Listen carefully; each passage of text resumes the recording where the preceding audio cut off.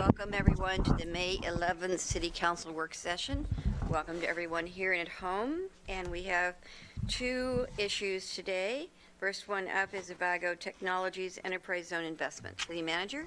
Thank you, Mayor, and I'll just turn it over to Denny to take us from here. So good afternoon. It's been a long 7 years since the Hynix facility ceased operations here in West Eugene, and so I'm actually really excited to be here today to talk about Avago Technologies and a proposed major reinvestment in that facility. And I think we actually have someone from the company here. I saw him earlier. He may be walking in currently. Steve Woolley, who's a manufacturing engineering manager for Avago. They're in town doing some preliminary design work on the facility, so it's great to have him here. And I would just offer a big welcome and a thank you for considering Eugene for Avago. It's great that they're here. Avago Technologies purchased Hynix property in November, and they're proposing a major reinvestment, basically to bring that facility back into productive reuse. Several folks have looked at that property over the years. I've been part of many efforts taking different uses through the facility, data centers, solar companies. And generally, as they exited that building, it's like this is a single-purpose facility. It was basically built for semiconductor manufacturing, and it was really getting to the point that this building might even be towards the end of its useful life because it had been sitting there vacant for a long time. We're very fortunate that Avago discovered the property, and I think the fact that this property went to auction and it was sold at a very deep discount is kind of evidence that this property could have been at the end of its useful life. So we feel, again, very confident or very fortunate that there's a proposed reuse. They're proposing a new investment of $400 million. Avago has submitted an enterprise zone authorization application, which is really a precursor to be eligible for the standard 3-year property tax exemption that's available in our West Eugene enterprise zone. Avago's application also included a request for a 2-year extension, which means that 3-year exemption could be extended up to 5 years. It doesn't have to be 5 years. It could be 4 or 5 years. And that's a special consideration in the Enterprise Zone program, and it's a consideration that has to be approved by the City Council and the Lane County Board, given that we're joint sponsors of the West Eugene Enterprise Zone. I'm not going to get too deep into the enterprise zone, but I just want to cover some basics. It's been a while since we've talked about it. Our West Eugene zone was established in 2005. If you recall, we also had an enterprise zone from 1985 to 1995, and then there was a period for about 10 years where we didn't have an enterprise zone. The current zone was reestablished with an in-depth public process. We had a committee, several public hearings. Councilor Surratt was actually on that committee way back when, and she might remember some of it. It was the better part of almost a year, as I recall, process that basically adopted some local public benefit criteria as part of our local enterprise zone program. There's a copy actually of the criteria. It wasn't in the packet.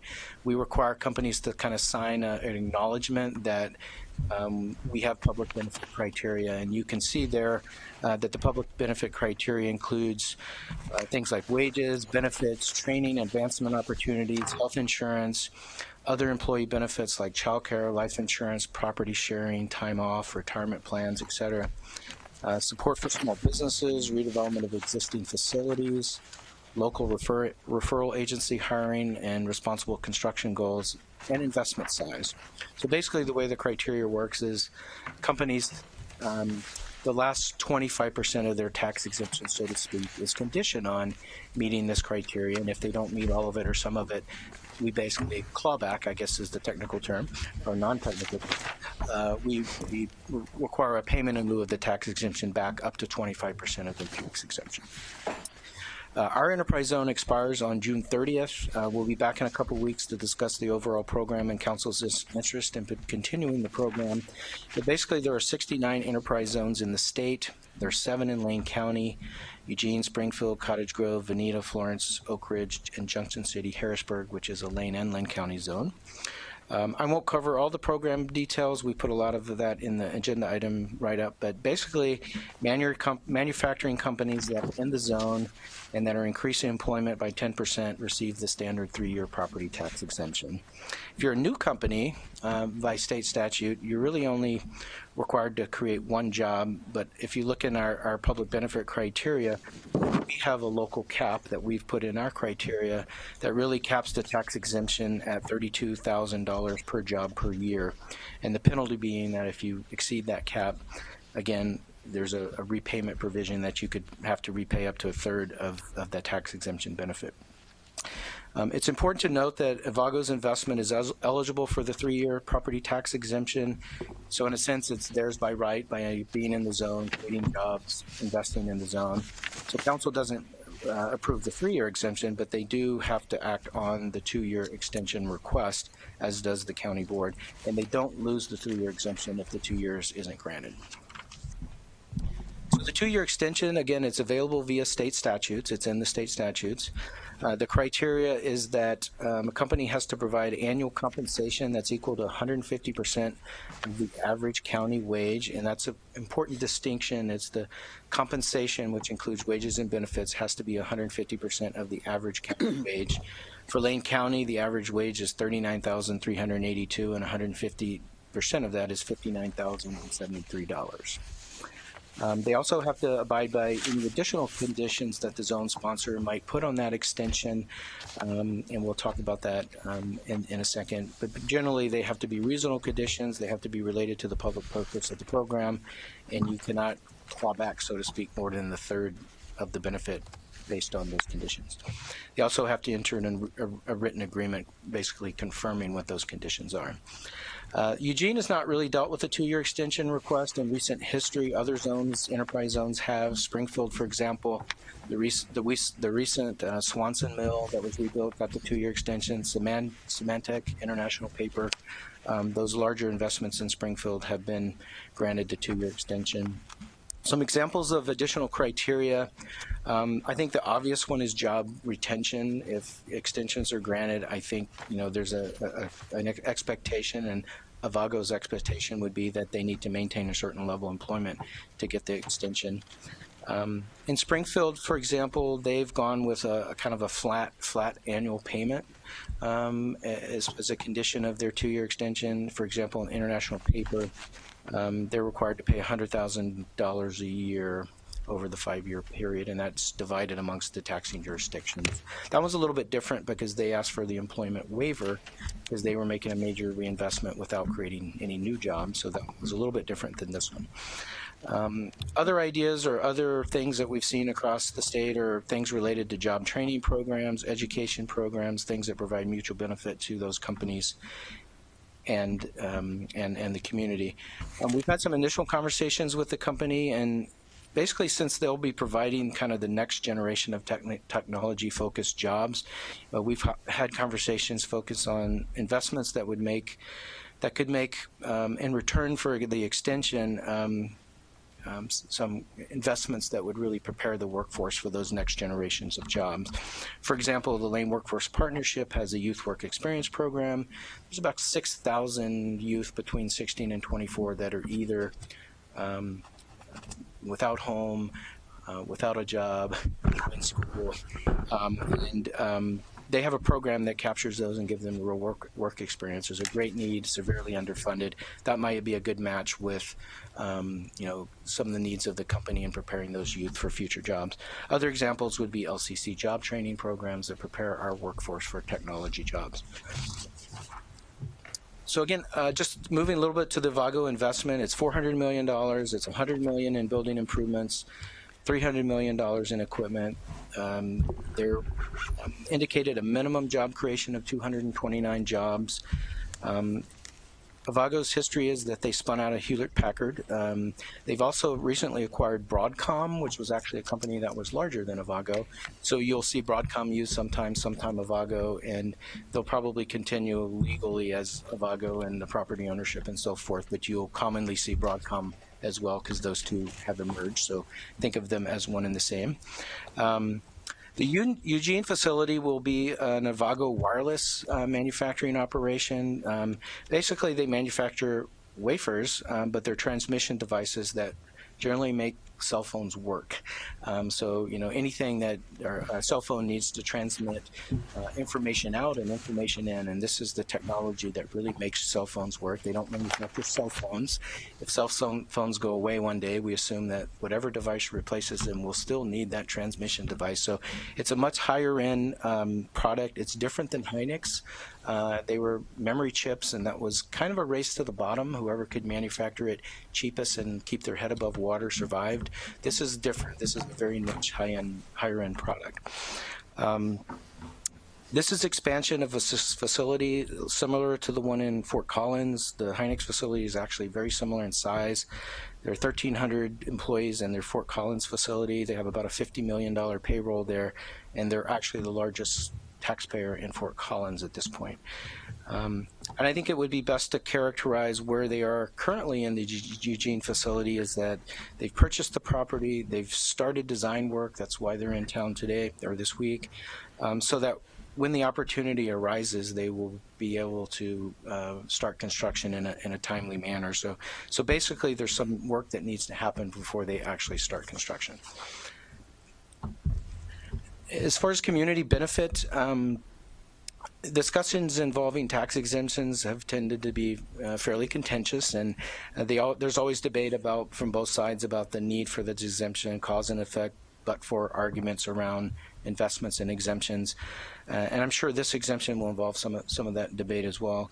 But for the purpose of framing this exemption request, I think it's important to start this discussion with really a look at where we've been historically with the facility, where we are today with the facility, and really what the future holds for this facility. Ultimately, we need to be able to demonstrate that there's both a short-term and a long-term benefit provided by this enterprise zone investment and the requested exemption. So quickly, where we are or where we've been, we're all familiar with the Hynix facility. They spent about $2 billion building, equipping, re-equipping that facility. All of their investments received the standard 3-year enterprise zone tax exemption, with the exception of the last exemption, which had to be repaid when they shut down the plant.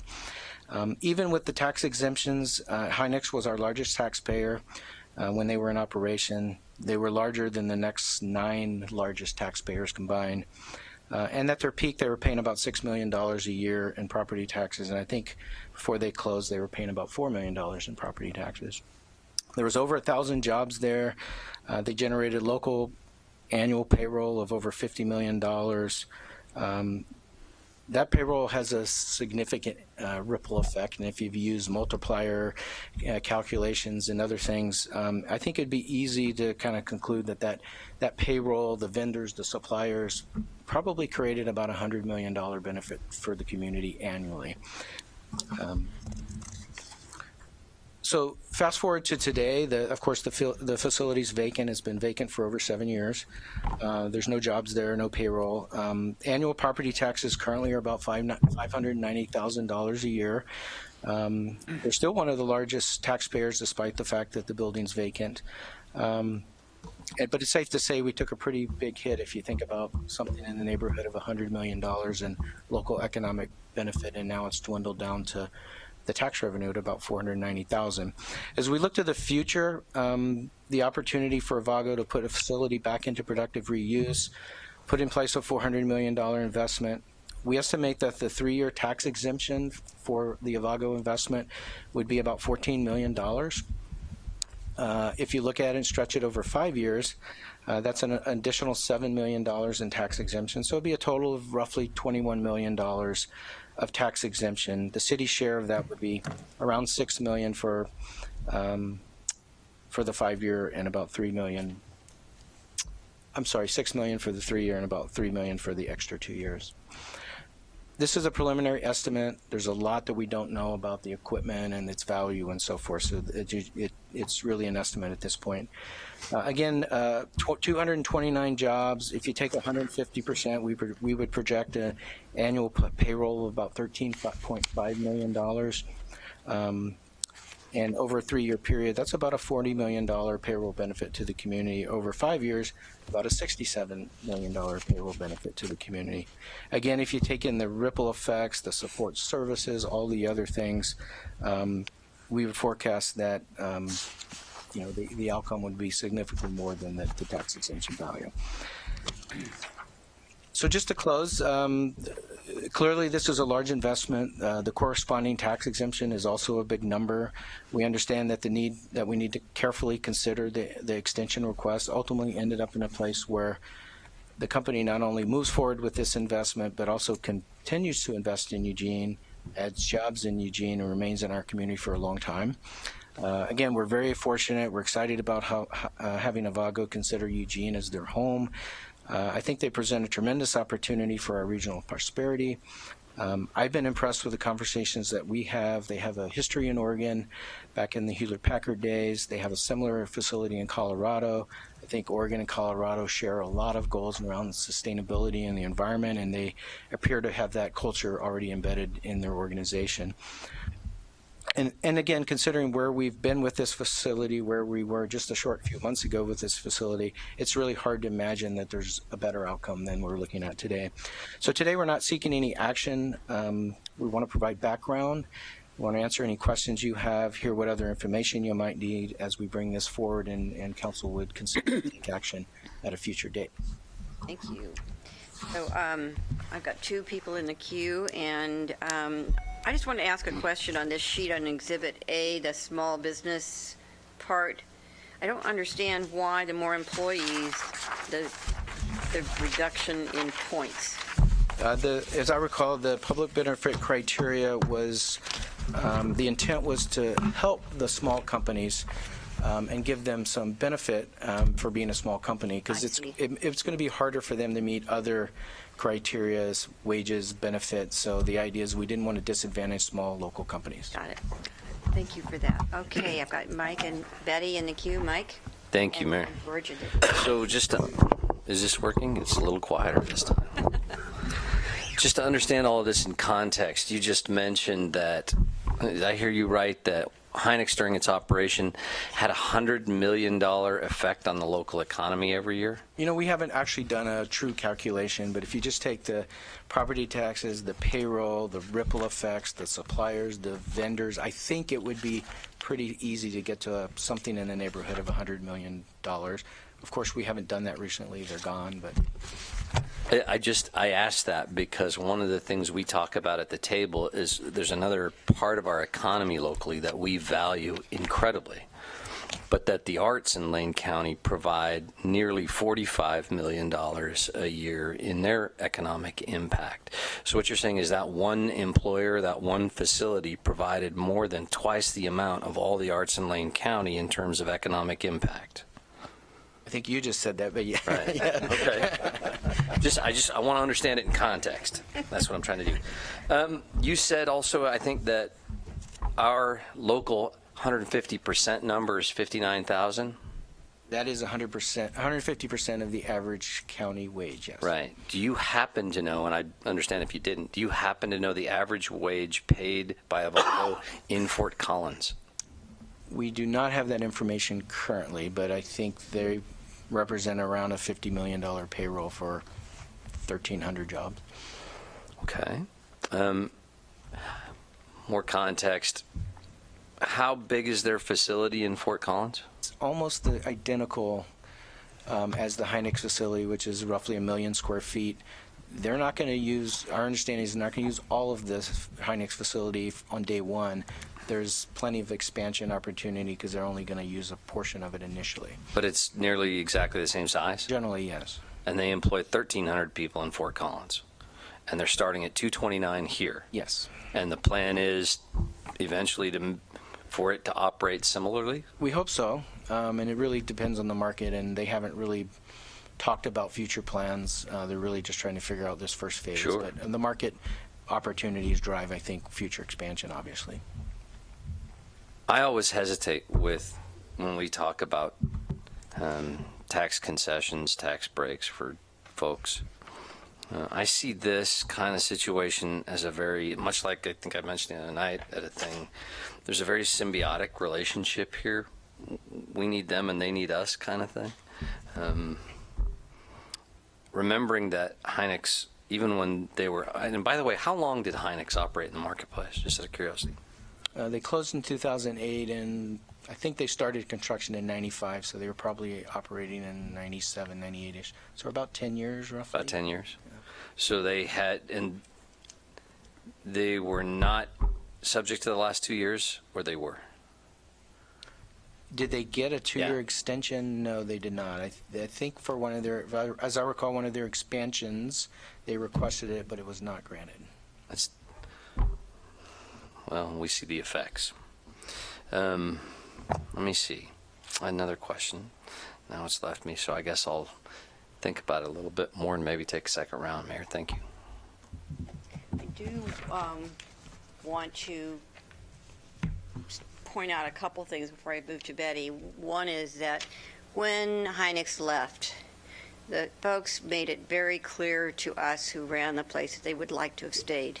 They were not leaving because they wanted to leave. They were leaving because the business wasn't there anymore. But they were very clear that they liked being here and liked this community a lot. And then on another thing is the Avago folks indicated that they didn't want to tie themselves down to numbers about the expansion possibilities. They were clear that they were going to start out with a smaller number, and over time they fully expect to expand, but they did not want at this time to commit themselves to a specific number. So that's how I heard what they said. Okay, Betty. Thank you. That you mentioned, I'm glad that you're not asking for any action today. It gives the public a chance to hear about what we're contemplating and express their opinions. You mentioned Hynix. They left a lot of unemployed people, and a lot of those people came here for the jobs, and then they were left with no jobs. Also, Hynix was always bragging about how much they were paying, and they talked about average wages. Average wage doesn't tell you the wage of the lowest paid people. I met a man who had been working there 3 years who was making $13 an hour, and he had to have food stamps to exist.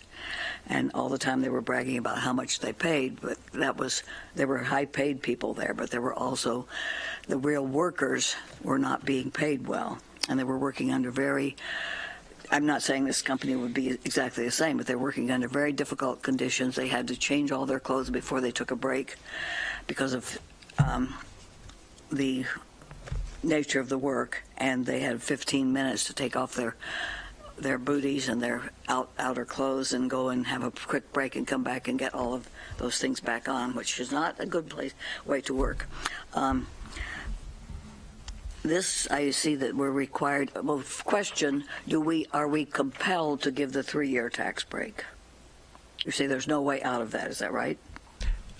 It's available to companies that meet the basic state criteria, which this would. So they are, yes, it's theirs by right as long as they meet the job creation criteria and follow the program. The criteria are such that anybody could meet them, enough points. Anyone who meets the state statutes as far as type of company, size of investment, job creation can get the I know, if you exemption. start adding them up, anybody could meet the basic criteria. And will they not develop if we don't give them the extra 2 years? I can't answer that because I don't know. A lot of these investment decisions have to do with a lot of different things, feasibility, labor force, water supply, power costs, incentives, on and on and on. So, Whether they've used up their tax breaks. People all over the country cities are finding that they give tax breaks to lure a company, and then they use up the tax break and they leave because another city will give them tax breaks. And the people are left, the city they leave are left with not getting the taxes they got accustomed to, and left with a lot of people who need help. I guess you can guess I'm against this, but can't they afford to pay taxes? Haven't seen their financials, so I can't answer that. I would think they could afford it better than most of our citizens can.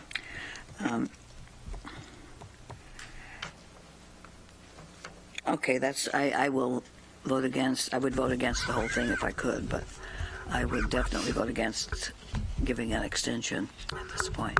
I think we should be aware that if people learn that there are jobs, a lot of people are going to come to town looking for those jobs, and there won't be enough jobs for the people, and then when the jobs are gone, the people are left, which is what happened with Hynix. Thank you. George? Thank you, Mayor. So just to kind of ask again one of Councilor Taylor's questions, the 3-year exemption is not a council decision. That's correct. Yeah, that's you and someone from Lane County. Yeah, and Tax it's not a decision necessarily. It's a review. Do they meet the criteria? And if they do, in a sense, we're obligated to approve that because they've met all the state statutory requirements. Yeah, I don't have a particular problem with that. But who are you working with from Lane County Assessment and Taxation on this? They're a partner, The right? staff person Yes. is Peter Rieksecker. Okay, thank you. Okay, but council does have a decision on the 2-year extension. That is correct. Okay. Well, I've got a whole list of questions here, and it would have been helpful to have this information in our packet last week. It was developed in 2006, I see, because maybe some of my questions might be answered in here, but I'll just go ahead and start with them. So does the same criteria, this criteria apply for both the 3-year period, the initial period, and the 2-year extension, as far as wages and Yes, and it health applies insurance and all that? It applies for Okay. But again, the council could put other conditions that aren't these on the 2-year extension. Yeah. You would have some latitude to do that. Okay. Well, Councilor Taylor pointed out something that I'm going to discuss too. What we're seeing here is, the 150% of the average county wage of $39,000 comes to $59,000, but that's just an average. I mean, the managers and the supervisors are going to be making well over $100,000. There'll be several people. The top management, of course, will be probably in San Jose, is my guess.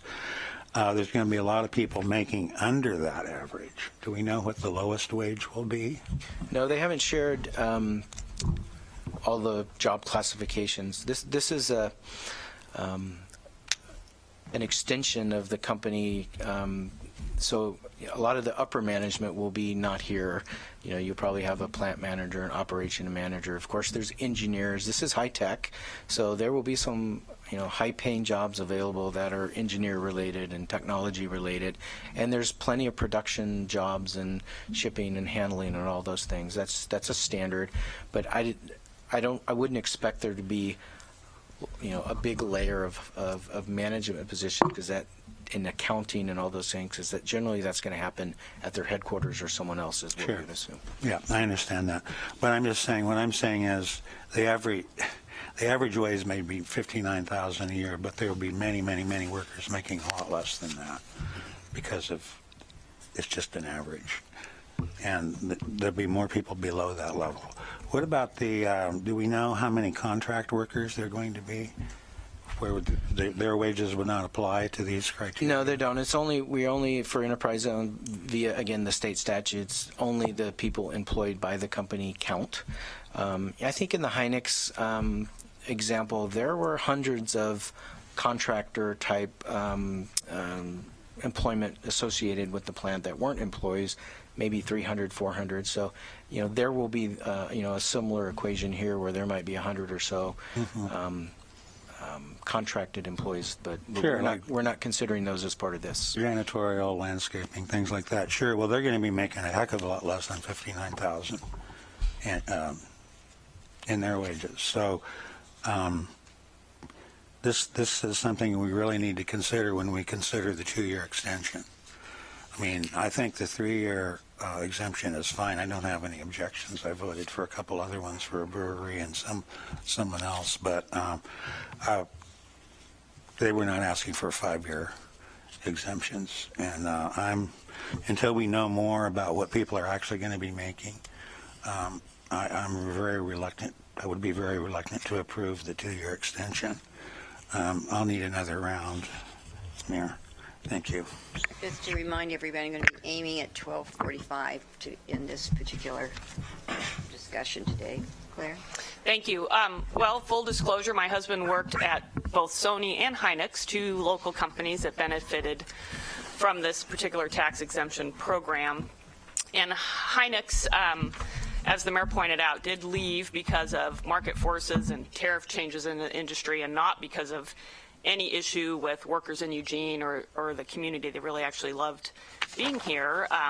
Councilor Taylor's right. Many people lost work after that, and some of those folks are still around and would likely be ready to apply when Avago is ready to take their application. So that, I think, is a really exciting aspect to this, that we might have folks who have that skill, who've been totally underutilized in the work they've been doing in the last 7 years, able to come back into that industry. And, you know, just in terms of that history, Hynix was definitely the better employer between Hynix and Sony. Sony did pick up and leave right at pretty much at the end of their tax exemption, and there's some other aspects there I could share if anyone's interested in. And Hynix, you know, I think really did bring a great benefit to the local economy. So I understand the importance of having a new semiconductor manufacturer come back to that location in terms of jobs, tax revenue, and other benefits that a solid employer brings. Right now, I am not ready to support an extension for the 2 years, but that's not because of any negative feeling towards this future employer. So Denny, do you have an idea of when they hope to begin work and when we might see their new investment that would actually create new taxable property? Yes, and I think working backwards,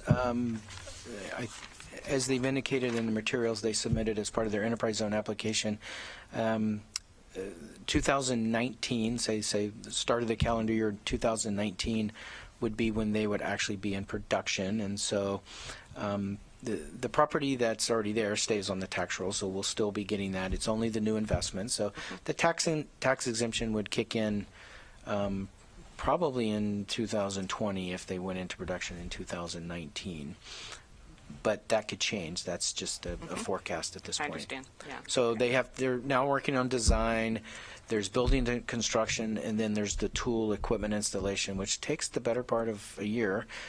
So, you know, it might be a couple years worth of just construction and installation. So it's a big project. $400 million is a big project, and it's a lot that has to go into reconfiguring that building. Yeah. And then George asked one of my questions about where the public benefit criteria applies to all the years or just the extension. And I know you say you're going to come back and we'll have a work session just on the program itself, and I think we may want to look at tweaking some of this criteria because, you know, we didn't have the Affordable Care Act when this was implemented, and we weren't raising the minimum wage, and so there might be some places we want to make adjustments to take into account those new realities. And then I think in our packet you noted that for that 2-year extension, and you kind of referred to it here, the council could create additional criteria that we ask the company to meet in order to grant that extension. Right now, it's not clear to me what we might ask for, but being able to see some kind of investment during those first few years, you know, in those first 5 years in the community, whatever we might identify, if we consider that, I think would be important. So whether that's helping with park amenities or some other kind of obvious public benefit that would be more immediate while they have that tax exemption, I think would be a real show of goodwill. So just putting that out there. George Poling? Thank you. Under the public benefit criteria, now when Hynix was here, they put millions of dollars into the education system for J. Bethel LCC. Was that under a public benefit, or was that sort of a contribution in lieu of taxes? Remember? There were some cases, and you're testing my memory here, but Mine too, that's why I asked. we did have I think they requested an employment waiver at one point because they were retooling, not creating new jobs, preserving those jobs, and as part of that agreement, we had an escrow agreement where they had to pay the taxes up front, and some of it got distributed to the schools and so forth, and so yes, we did that. I don't have all the details, but I know that was part of a prior enterprise zone deal that we had. Not for the initial, but a subsequent investment. So in addition to that, the company voluntarily put a lot of money back into the community through the nonprofits, through charitable organizations and other things. Such as the computers to the schools and things. So you were talking about the enterprise zone getting ready to expire. What happens when an enterprise zone, say ours, expires? Are there other areas in the state waiting to apply to establish one? Yeah, that used to be the case. We used to, when we applied the last time, we were in a competitive environment. Now, basically, the state allows anyone to have an enterprise zone who wants it, generally speaking. You still have to apply for it. Council still would have to pass a resolution to apply for it. But, you know, it wasn't too long ago there were 55 zones, now there's 69, so it's growing, and mostly because they've opened it up and not made it competitive. If you remember, the electronic commerce zone was as an overlay. However, that's competitive. There's a few of those available, and we'll talk about that when we come back in a couple weeks. Okay. I guess I should do a full disclosure also. My wife worked for Hynex for almost the entire time that they operated out there. Prior to get hiring on full-time, she was also doing contract work. So just to be upfront and honest about it. I see that Sarah Means is here from the county. She's the newly appointed Lane County Economic and Community and Economic Development Manager. Would this be an appropriate time to maybe ask her to give her perspective of what the county is looking at this, or would that be better done at another meeting? Or I think I can address that. We are actually planning to go to the county and do a similar overview of this request and also talk about the program extension kind of in line with the discussion we're having with council so that we're kind of moving at the same pace. So we're going to be on their calendar. I think we come to council on the 23rd. I think we're on the county agenda on the 24th, and we'll talk about Avago and the future of the program. So we're working very closely with Sarah and her staff to make sure the county's brought along with us. Where they fall on support and so forth, we don't know that yet. We haven't had a conversation with them. Okay. And then, there's been some talk about the people that were laid off once Hynex closed and left the community. But, a lot of these people that were originally hired were laid off and displaced timber workers that were retrained and given new skills. And once Hynex did leave, a lot of the people that were here, they did get the transferable skills. They also, many of them earned engineering degrees and moved on, and they also received education reimbursement. So, it's not all that bad when you look at the big picture, and to single out what happened based on a global economy and blame a company for all the bad things. I think it serves us well to remember that all the good things definitely outweighs that. So we need to remember doing that also.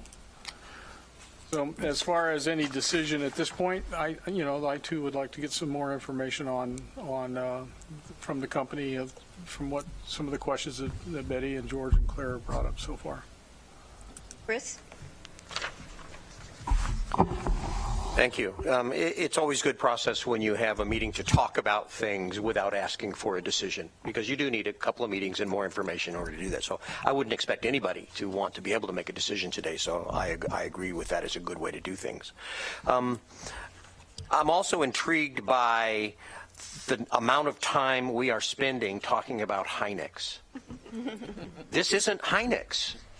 This is Avago. They're two completely different companies. And I understand that the only point of reference we have is what our experience was with Hynex, but we can't assume that every experience is going to be the same or that everything is going to happen the way it happened before. In the interest of disclosure, my son also worked at Hynex. He was one of those young, low entry-level positions. And he got a good salary and good benefits. He was not in a minimum wage sweatshop by any stretch. This was a good job, one of those 1,000 good jobs. And they were local people. When I was on the school board, we received a letter from Hynix thanking us for the number of high-quality local people they were able to employ, unsolicited. So they didn't import a lot of workers. So that's the last I'll talk about Hynix, because I said this is not about Hynix. So the question today is, will Avago represent a good investment for the community? Will what we are proposing to put in as our part be equaled or exceeded by what they're proposing to put in? And as Claire and I, who served together on the original Enterprise Zone Design Committee, remember, we stuck a lot of conditions in the Enterprise Zone requirements in order to ensure that there would be a good benefit, both in employment and economic impact in any Enterprise Zone request or application. We didn't just say, well, you know, if you kind of hold a mirror up to your nose and you're breathing, you get the money. I think we did a good job of ensuring that there was going to be a benefit. And this many jobs with this much payroll and benefits, I think is more than a multiplier for what might be invested in taxes. And some of the things that they're proposing to do are exciting to me as well. They talked about investing in youth employment training.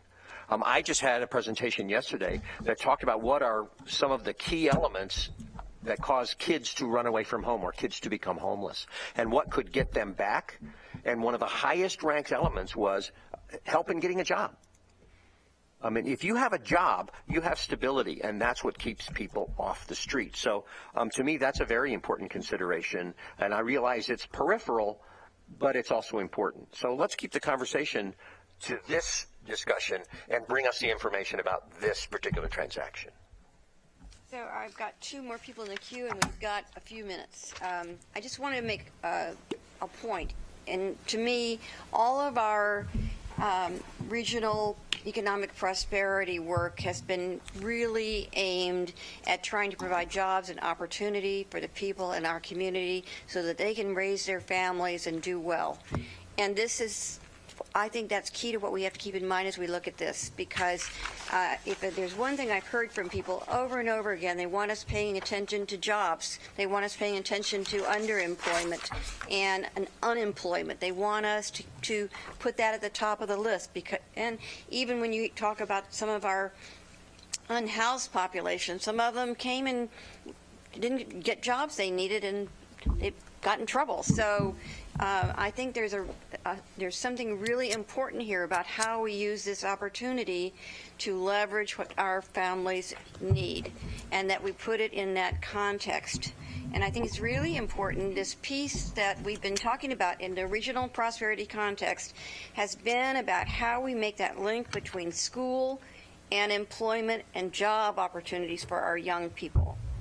And I think we should be looking at this not as we have to think up some reason why they qualify. It's what can they do that will move the dial on the things that we've already said we care about. And we should really focus hard on those things that we've already put out in front of us that we want to have do better with in this community. And I think we know within the tech sector there's a linkage that needs to be made between our schools and jobs.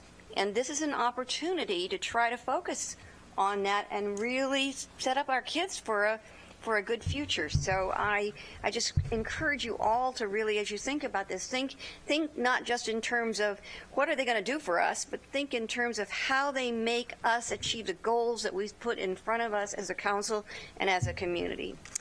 Mike, you're next. Thank you, Mayor. To take off on that, I think a lot of the times that we get into difficulty with local conversations or conflict, it's often with competing ideas over who we all are or what our competing visions are of our community. But this is one of those that crosses all of those borders and tends to be a very common sort of idea, bigger picture, that as a community, couple of things. Number one, manufacturing, and specifically high-tech manufacturing, is almost everyone's goal, especially when we talk at the level of elected officials about what kind of jobs do we want to see more of in our community. High-tech manufacturing is almost always at the top of the list. So there could barely be a better kind of opportunity for us to accomplish our own goals. And that's really, I think, I agree with the mayor on that kind of way of thinking about it. There's a context piece, though, that's important to me, and it's this. We know that Hynix spent $2 billion building this facility in the first place, and they got it for $20 million? Seems like almost nothing. Yeah, most of the equipment is where the value is, and a lot of that has been removed. So really, it's a shell of. So they haven't put the $300 million or $400 million in equipment in yet, correct? They haven't. They've done nothing at this point other than purchase the property. And in the scheme of things, this is almost, from their perspective, it's almost dumb not to buy this at auction, because you'd never be able to build one for that kind of price, right? So whether or not they can move forward and get it all done and get it taken care of is another matter of the planning and the process and how we interact with them too, I suppose. Would you say that's an integral part of this? Yes, I think the way it's been characterized is the auction brought forward an opportunity maybe before its time. They weren't quite ready to expand, but this was an opportunity that brought itself to them. And so now they're working into the planning phase, design phase, and so yeah, it's they don't have a firm start date because there's a lot of things maybe still up in the air. Mm-hmm. So it behooves us to be a good partner, a good host, a good community symbiotic kind of partner in this process, I would think, in order to make sure that they're able to or want to. Yes? I think that's something we always want to do, yes. And okay. So, well, yeah, I mean, we have a lot of different opinions in this community. There's some people who would not, who behave in ways that I don't always understand. And so I just want to have that conversation as clearly as possible. Thanks. Rich Brown, this will be the last. Thank you, Mayor. Okay, I have a question about clawbacks. That is penalties to repay the exemption if the plant shuts down early before the end of the 5-year. Well, certainly we don't know about the extra 2 years yet. Kind of like with what happened with Hynix. And God forbid that would happen. I don't wish that. I mean, the $400 million investment, even for a big company like Avago Broadcom, it's risk. It's a risk. It's a serious risk. They've determined that it is a good risk, and that's what you do when you're in business. You have to spend money and you have to take risks in order to grow your business. I know that from personal experience. So you try to make sure that you're taking a good risk and you minimize all things that could go wrong. And I'm willing to support. I mean, I couldn't deny the 3-year exemption if I wanted to, but I wouldn't want to. I think it's a very reasonable thing to do. But so, I mean, are there clawbacks? I mean, maybe in here, are there anything mentioned in here? What you're not seeing is the state statutes, which are a couple hundred pages. I haven't printed those out yet. A couple hundred pages of enterprise zone statutes. Ooh, okay. The clawback provisions for curtailing employment is the technical term, are all in state statutes. So even though you might only be required to create one job, once you reach peak employment, you can't curtail employment below a certain threshold and still maintain your tax exemption. So that's where Hynix ended up being penalized. They had reached peak employment. They curtailed it below a certain threshold, so they were disqualified. And even though they had a few people still working there, they were disqualified. So those criteria would apply to Avago? It's in the state statute. And the statutory requirement. Okay, thank you. Who will actually monitor compliance with all the public benefit criteria? We do that as the zone manager. Even though we're joint sponsors with the county, we take the role of the zone manager, which is an official designation. And so we gather information. It's a worksheet. It's kind of like doing your tax returns every year where you have to score. And based on how you score in the public benefit, some companies are subject to repayment. Most aren't, and that's good. We want people to meet the criteria, and we don't want to recapture the tax exemption because we Right. want them to pay well and so forth. Sure. Yeah. Right. Okay.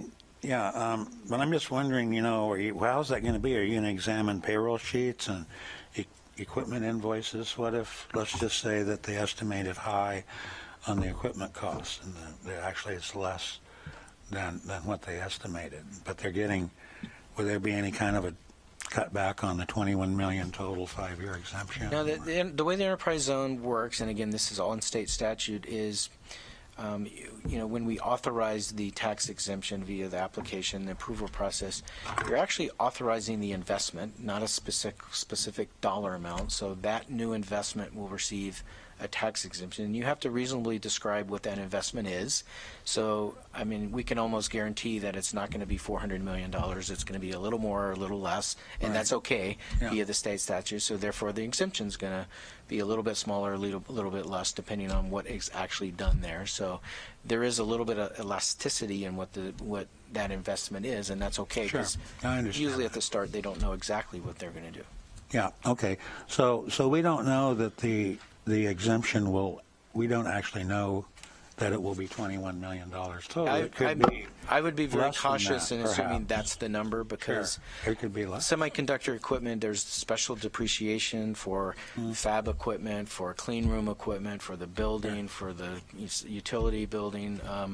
And so until we have more information, we're not going to be able to forecast that with precision. We think it's a pretty good estimate, but it's going to be a little bit higher or lower probably. It could go up or down. Yes. Okay. Within a certain range. Okay. I think that's it. Thank you. Okay, we're going to wind up this work session. Thank you, Denny, and Thank you. appreciate the conversation. Next, we're heading into housing and homelessness update.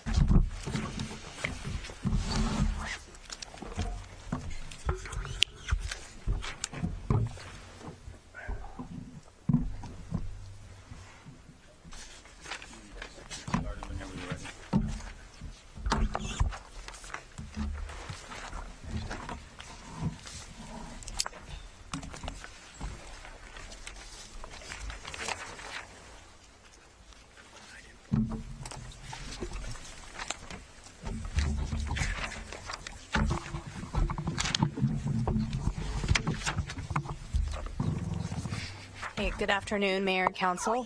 We're happy to be here today to provide you an update on housing and homeless work that the city is currently involved in. And this is actually a presentation that we have coordinated with folks that will be providing you additional information during the Budget Committee presentation on human services next week, of which Stephanie will be a part of.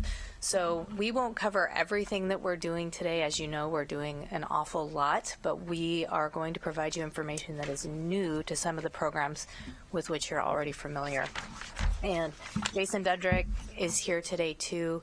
The three of us, and the city manager included, represent just a handful of folks that work at the city, that work on both housing and homelessness. And I just want to acknowledge that because we don't always have three people sitting at the table, but we really are just the tip of the iceberg. Every department works on this issue. And while we can't present all of their work today, I just want to make sure that we all remember that. And also that the City of Eugene is just one agency in the area that's thinking about this. It's a national issue, and we're doing our part, and we'll also spend some time today talking about the work that others are doing. I just want to name some of the partners and agencies that work on this: Lane County, University of Oregon, St. Vincent de Paul, the Mission, Whitebird. I could go on and on, but I'll start with those.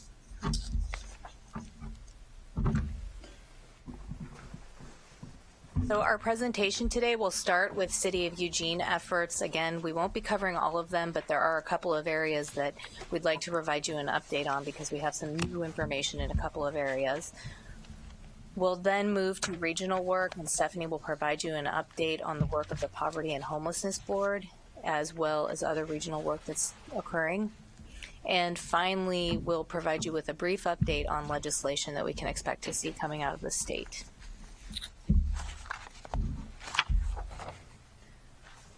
So new information that just came out yesterday, and we passed around a copy here, is the 2016 point in time homeless count.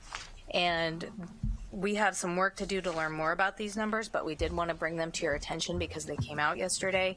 So the total number of homeless folks counted in January, it was at 451, which is down slightly from 1,473 last year. Unsheltered numbers are up to 934 from 716 last year. And emergency sheltered folks has actually gone down from 656 last year to 405 this year. This does not represent the number of people that are in permanent supported housing, so housing reserved for homeless folks, and that number's at 644. And then also a reminder that our rest stop programs and OVE are counted in that unsheltered number.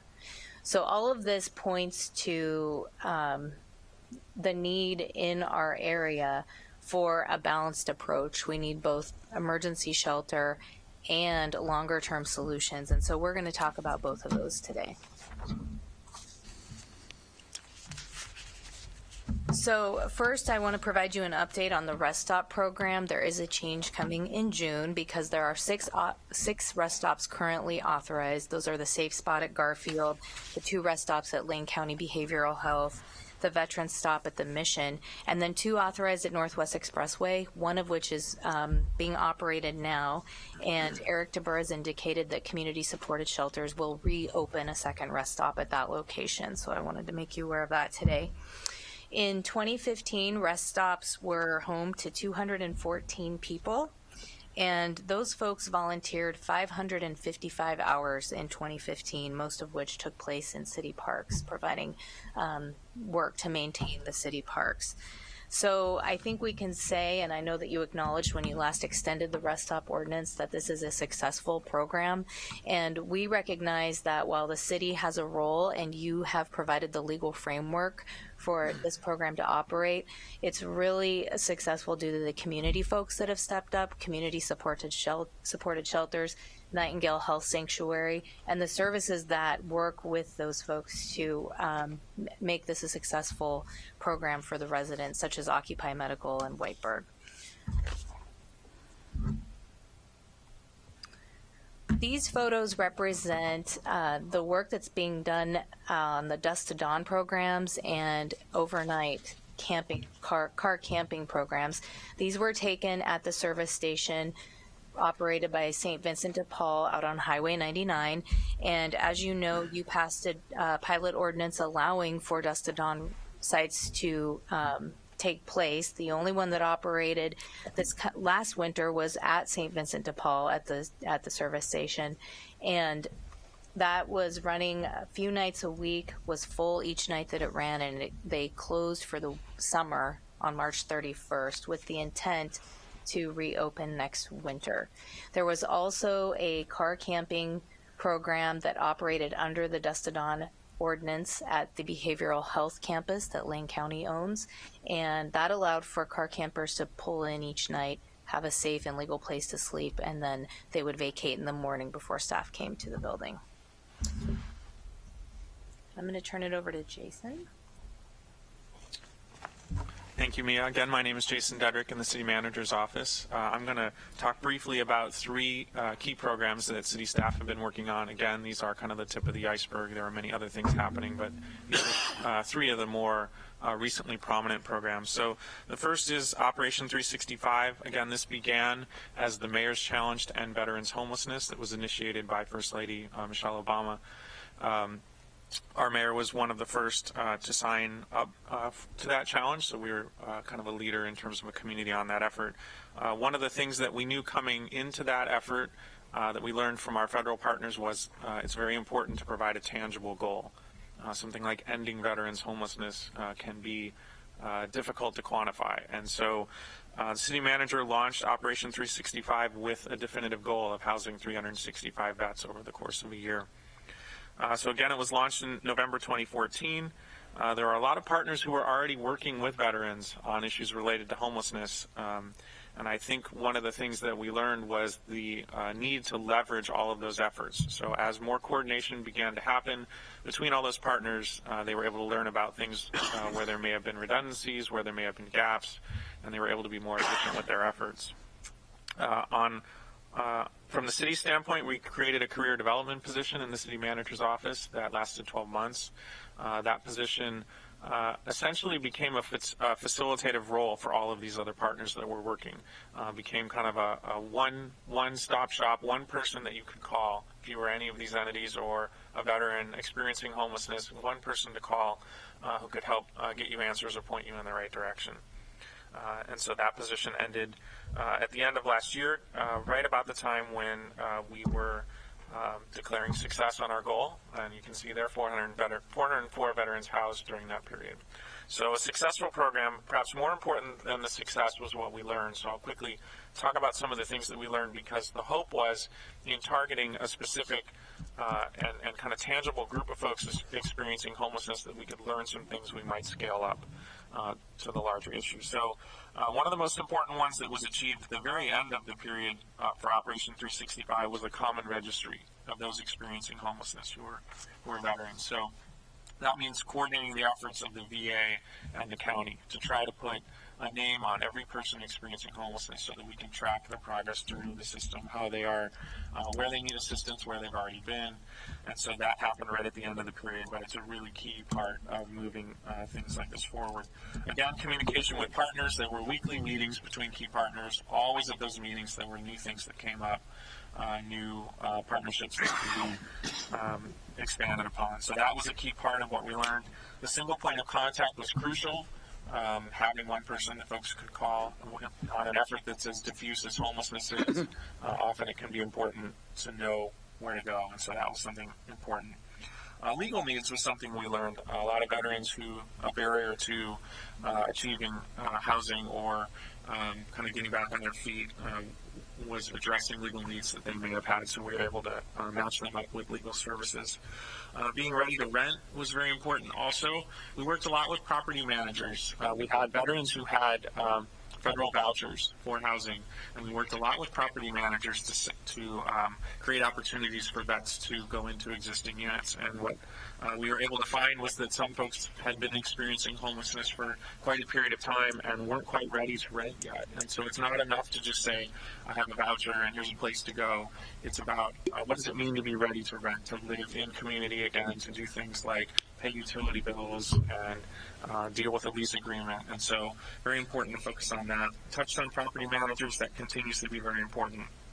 And then also housing first units. So you passed a resolution on Monday regarding housing first. And what we learned, a lot of veterans experiencing homelessness do have ongoing issues with substance abuse. And so when we have housing units that are only available to those that aren't currently experiencing those issues, it leaves a gap there. And so having housing first units where folks who are experiencing those issues can still get housing becomes very important.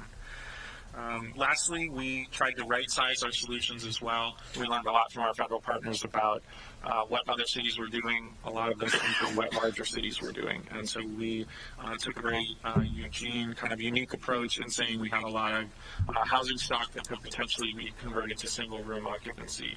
And so we ended up piloting a program that now other cities are calling us to talk about. So we tried to make it our own as well. Also, I'll mention that we do continue to have a lot of dedicated units that specifically support veterans related to VetLift and the Veterans Housing Project. So a successful program that we're hoping to learn from as we go forward.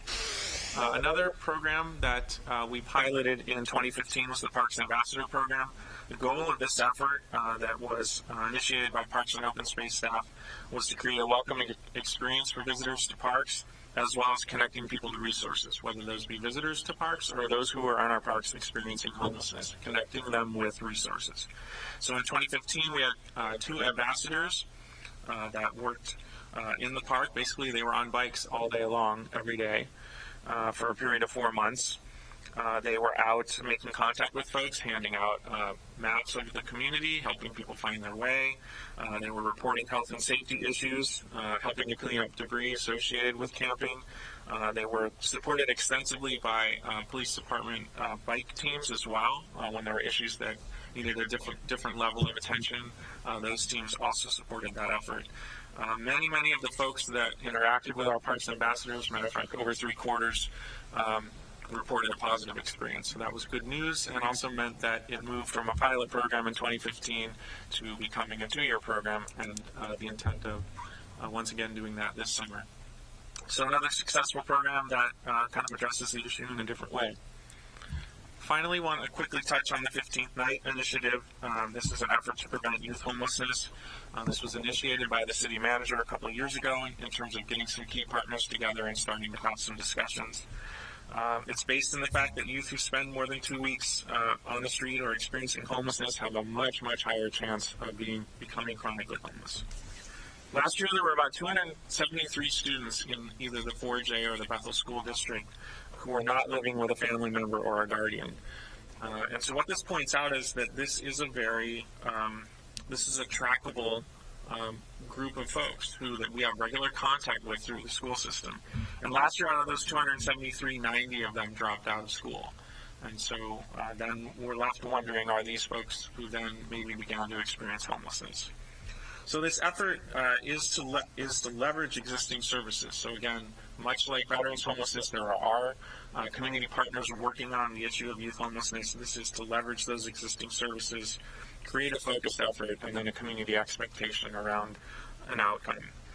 Interestingly, this effort benefited from the creation of a mobile app at the Hack for a Cause for this year. This is an app that will alert providers of immediate needs and help them to coordinate more quickly when someone is experiencing homelessness. So that's a really exciting kind of synergy of some of the different efforts we have going on in our community. This work continues with a steering committee made up of representatives from various community partners, including providers, staff from both of the school districts, faith-based organizations. And then the goal of this is to launch this effort at the beginning of this school year, this coming school year, the 2016-2017 school year. And with that, I'm going to pass it over to Stephanie Jennings, who's going to talk a little bit more about our housing programs related to homelessness. Good afternoon, Mayor and Council. I wanted to start by talking just briefly about some of the overall housing needs that we know about for folks living in Eugene. And as we talk with human service and homeless providers, one of the key issues that they repeatedly identify is access to affordable housing as a major concern for the folks that they serve. So as we look at the cost burdens experienced by people living in Eugene, we see that both low-income renters and low-income homeowners have significant cost burdens that can cause instability and sometimes ultimately homelessness. We also know that in addition to people experiencing homelessness, we have a number of special needs populations that are uniquely at risk of becoming homeless. And so many of our housing efforts are directed towards those special needs populations. Over time, Eugene has established quite a significant stock of affordable housing units. We have over 3,500 units in place at this point in time. Some of those developments are now almost 40 years old. And overall trends do point to continued growth in demand for rental units. This is part economics, part demographic issues, and so this is something that we expect to see more need for in the future. I am going to talk a little bit about our efforts to create new affordable housing and really trying to expand the options and opportunities. Some of this is information you have seen before, but really wanted to just try to kind of bring this to the current conversation related to homelessness. Our work over time has really tried to create a cost-effective and streamlined approach to developing affordable housing. The city's land banking program for affordable housing has been a cornerstone of this effort. And the goals of this are to create units that can leverage significant resources from outside of the community. So we're using our limited resources wisely. We're seeking to create opportunities throughout the entire community and have access to public transit and services. And what we're doing is layering the federal resources we receive with the system development charge waivers and tax exemptions to then go to the state and private entities that for larger projects are providing about 90% of the costs associated with those projects. In the consolidated plan that was adopted by council last year, there is a goal of creating 650 units of affordable housing over a 5-year period. This goal was established with recognition for the average amount of money that we receive and also availability of low-income housing tax credits, which is at this point the primary mechanism for supporting affordable housing development. Just quickly looking at the land banking program, over time we've acquired over 90 acres of land, 23 projects, over 900 units, 48 units are under development, and we just acquired a new site on River Road, and we are actively looking for additional sites and really are looking for community partners, institutions that might have land that they're willing to sell to us at market value. So we look for any opportunities that you all or folks in the community can bring forward to us. Recent developments include Stellar Apartments, Willie Kenzie Crossing. The first phase of Baskin Village is now complete. The second phase is under construction. All of these units are really targeted to people earning very low incomes. They have set-asides of special needs units in each one, and frequently they are being coupled with other tenant-based assistance to help reach even lower in terms of reaching people with very low incomes or who are experiencing homelessness. The second area that I wanted to touch upon is our efforts to rehabilitate existing housing. As I mentioned, that stock of affordable housing we have is aging. And then we also have other units in the community that create opportunities to take market rate units and improve them and convert them to affordable housing units. Overall, the goal of this is to increase access to safe, decent, and affordable housing. To extend the life of the units, reduce energy costs and consumption. And we have made significant investments in the past in affordable housing, and we want to sustain those investments over time and preserve the places where low-income people are already living. The consolidated plan goal is to rehabilitate 350 rental units and 150 homeowner units in Eugene over the 5-year period. I want to go over some specific projects that have benefited from these multiple resources and also directly address some of the concerns that have been raised related to homelessness. This project, North Polk Apartments, is a partnership between NEDCO and Looking Glass. We believe it's the first in the state that will provide supports to youth aging out of the foster care system. We know that some of the initial occupants came directly from homelessness to live in these units. So this is a very unique opportunity for them that also aligns with efforts around 15th Night. This was a combination of federal and local resources, and this is a case where we locally provided almost all of the resources for this particular project. Delta Court Apartments is another acquisition rehabilitation project by Cornerstone Community Housing. It will provide 8 transitional housing units for homeless families with children. It has been acquired. It's currently being rehabilitated at this point in time. Olive Plaza Apartments, many of you are familiar with this very tall building that's close to the Kiva. This provides 150 rental units for seniors earning below 50% of area median income. It is a unique asset in our community as it receives an ongoing federal rent subsidy that ensures that occupants pay no more than 30% of their income. And so even if they have a very low income, that means that they're going to have very, very low rent to live there. Our resource was a small part of a very large federal financing package to rehabilitate and preserve this development. Another similar type development that we are starting to explore rehabilitation of is Yapoa Terrace.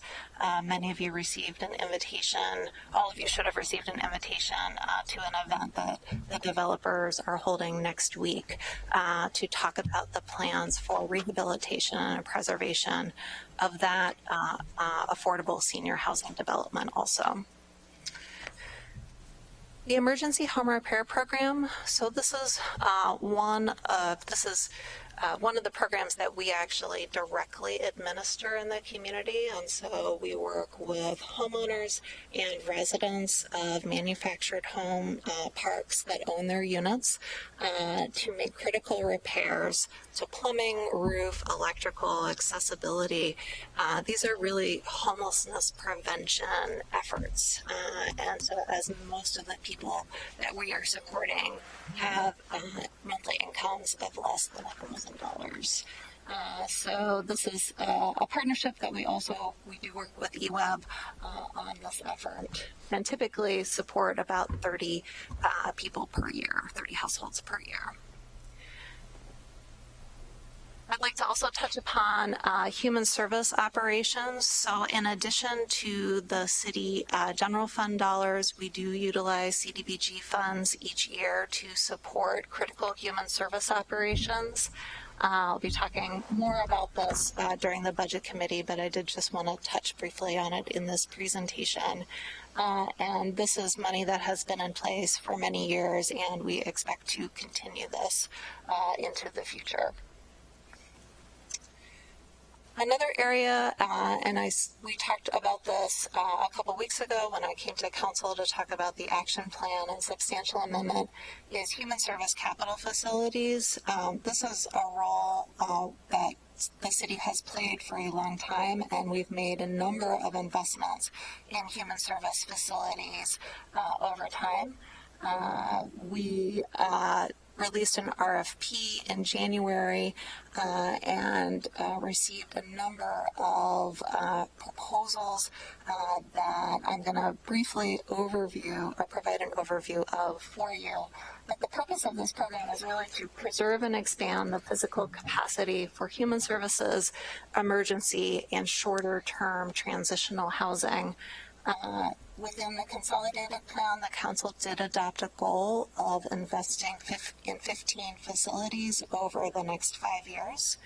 And then with the action on April 25th, council established a pool of just over $1 million to support the proposals that came in through the RFP, and we will be coming back to council with specifics on those projects. I'll give you some highlights of the applications that we received in just a moment. One of the projects that is actually underway at this point is improvements to the St. Vincent de Paul service station on Highway 99, which provides critical facilities that not only provide day access facilities, but when we're talking about the dusk to dawn, these are the bathrooms that those folks are using. These are the showers that those folks are using. And this facility has received multiple CDBG investments over time. The picture on the bottom shows the kitchen that was created using CDBG funds several years ago, and work will be underway shortly to make improvements to the bathroom, shower, and laundry facilities on site there. Proposals that we received in the current RFP, there were 3 proposals to help preserve existing shelter facilities. So we have a number of small shelter facilities in the community that serve special needs, special populations. And so the first proposal we received was from Shelter Care to support their homeless medical recuperation program, which is an innovative partnership between Shelter Care and Peace Health to support people coming out of the hospital system who do not have a place to live.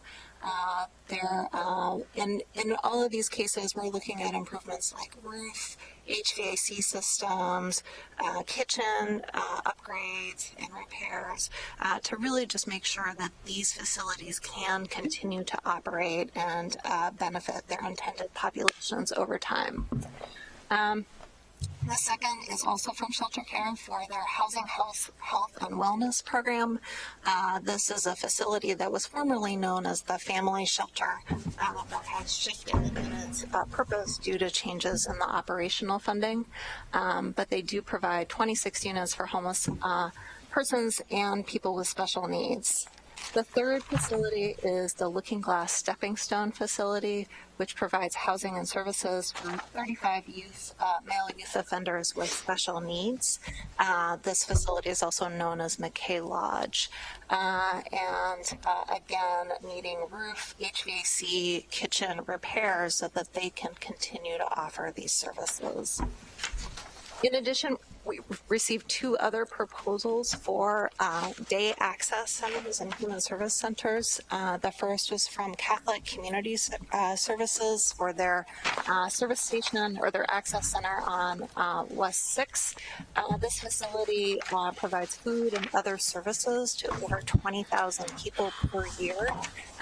They are seeking funding for a new cooler so that they can expand offerings of fresher foods to people who come there for food boxes, and also to create additional spaces for counseling and other services. The Head Start Whitaker School currently serves almost 200 children daily, provides over 4,000 meals per month. This facility is in need of roof repairs, kitchen repairs, and other improvements so that they can also continue to operate over time. Lifting up to the work of the Poverty and Homelessness Board, I wanted to provide some high-level information about the work of the Poverty and Homelessness Board.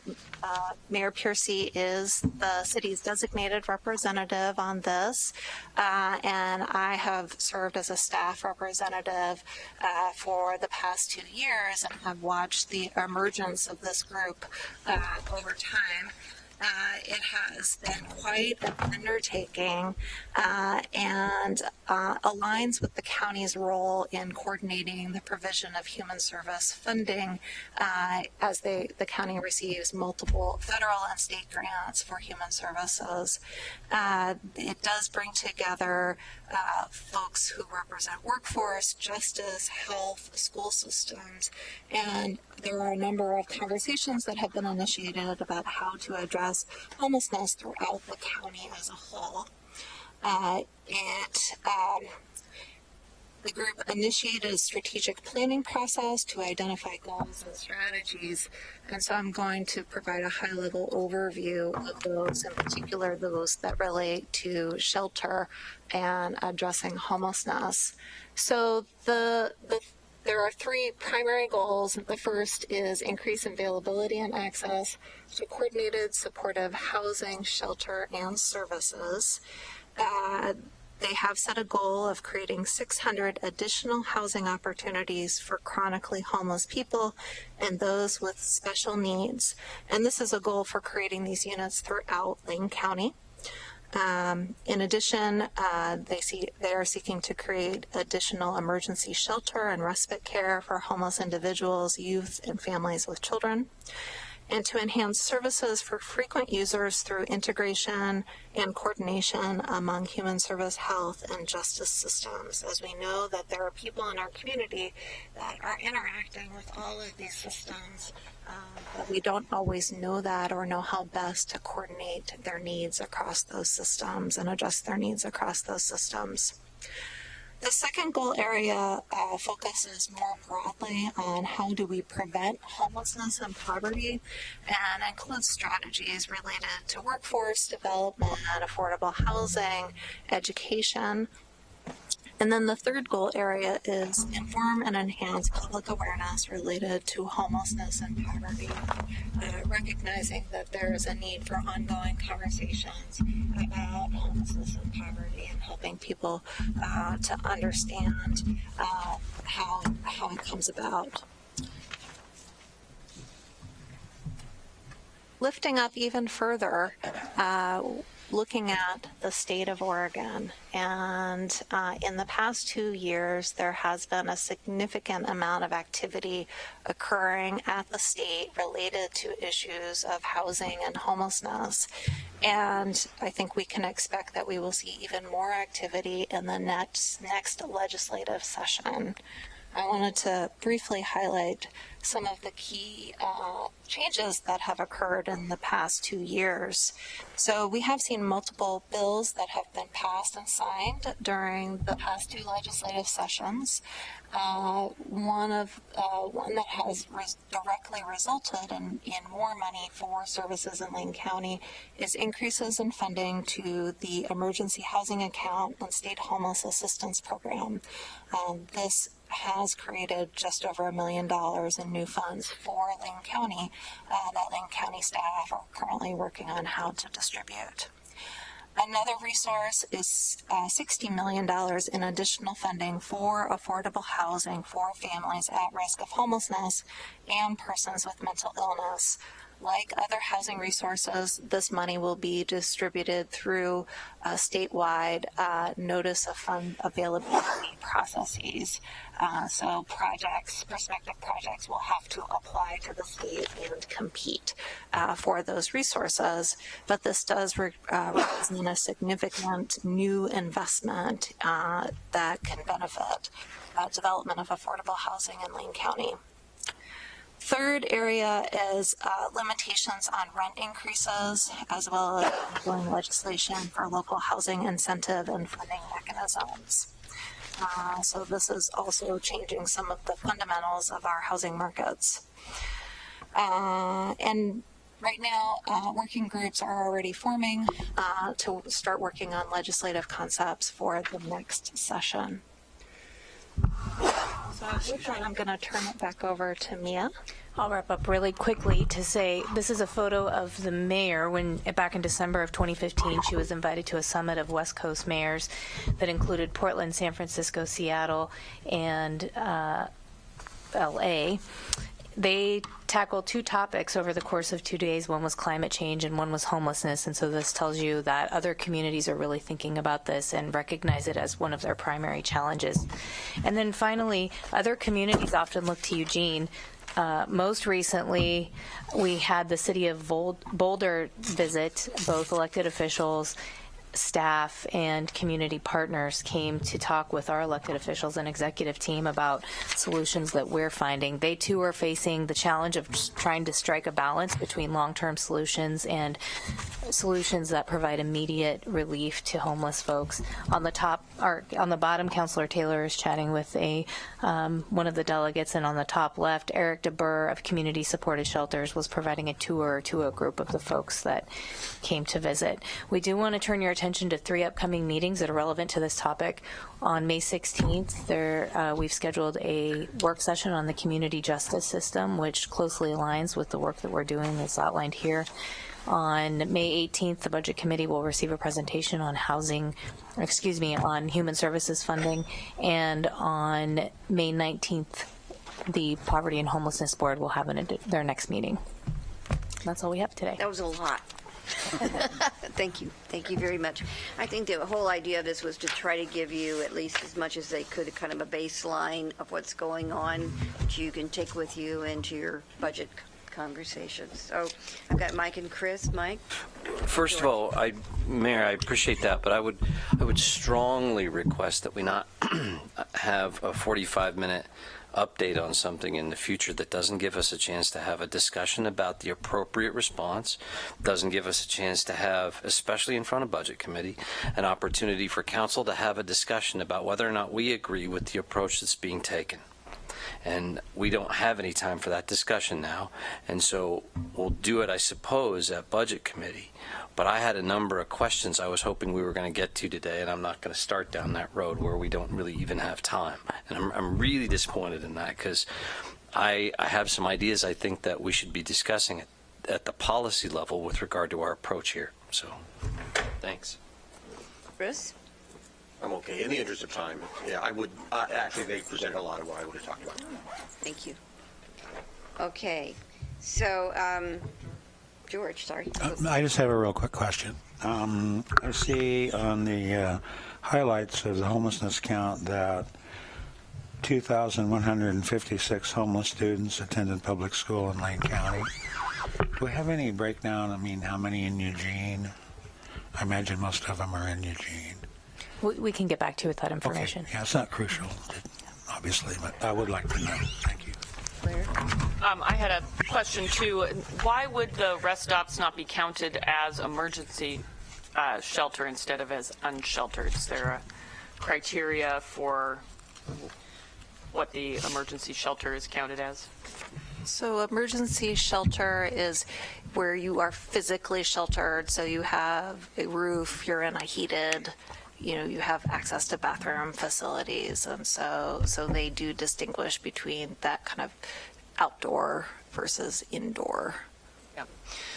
And I, too, would have liked to have had more time for a discussion, maybe not for the same reasons as Councilor Clark, but because I would like this council to be discussing how we're approaching this and what we think as a body the approaches are. I mean, I support pretty much the direction we're in, but I think it's important as a council that we have that conversation. And I recognize we had, a robust topic with the prior one, and there's a lot of information here, so I do appreciate that. And I hope also to bring some of the legislative changes you mentioned about local action we can take into our coming discussion around protecting affordable rental units and affordability for neighborhoods that might experience economic pressures in the future.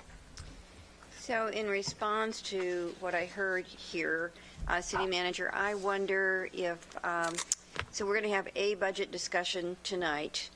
Is there a place where we can have more robust discussion about this issue that feeds into the meetings that we have, budget meetings that we have? I think it'll just depend on what the desire is. We didn't anticipate this was the end-all conversation on this topic. I suppose if the question is moving into the budget, does council want to be able to have a conversation that might inform the budget, separate from the budget committee? We can try to find a time for that. I think that's what I heard, right? Yeah, at a policy level, I wonder if we're approaching this the appropriate way at some fundamental levels. So we'll look at the schedule and see what we can figure out here. Yes, we'll try to find a time sometime in the next 2 weeks to have it. Next 2 weeks. Yeah, well, the budget committee only lasts over the next couple of weeks, and so. So the challenge with that always is we can look for some place to schedule, but then people have to have the room in their own schedules to attend as well. So thank you for that. I appreciate the update on all of these things. Thank you all.